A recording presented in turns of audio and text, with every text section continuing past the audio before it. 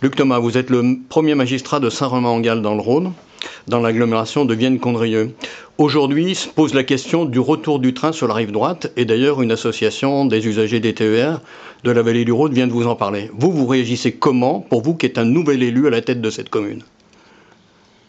Alors je suis effectivement un nouvel élu, mais je vais peut-être vous surprendre, je suis un ancien sur le secteur, puisque depuis plus de 20 ans, je travaille à l'aménagement de ce territoire et je porte depuis longtemps le projet de fusion entre Vienne, ancienne Vienne Agglo et la communauté de communes de Condrieu, et avec le développement du TER sur la rive droite. Vous pouvez d'ailleurs, voilà, ça c'est mon projet 2020-2026 et c'est en bonne place le retour du TER sur la rive droite.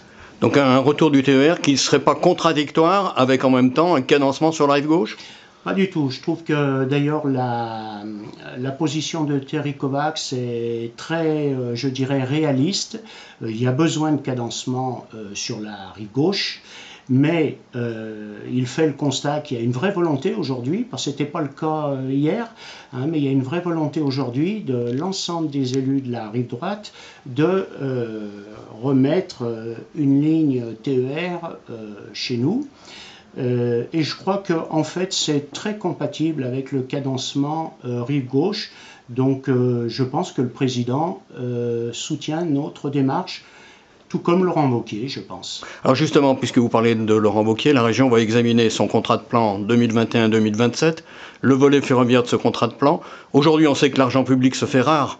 Alors, est-ce qu'on peut penser que la région peut entrer justement dans la réouverture de cette ligne, dans le mandat qui va s'ouvrir? Oui, je pense que le président ne sera pas hostile à la réouverture de cette ligne à partir du moment où il y a une vraie volonté de la part des élus.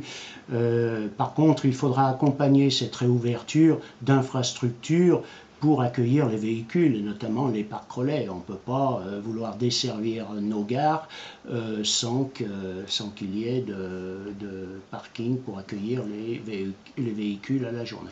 Alors avec une voie toute neuve, d'ici 2027, on peut voir revenir ici des trains de voyageurs et s'arrêter à Saint-Romain-en-Galles? Je pense, d'autant plus que c'est pas incompatible avec le fret qui circule aujourd'hui, étant entendu que le fret, on est toujours sur la même longueur d'onde avec l'association locale SRD.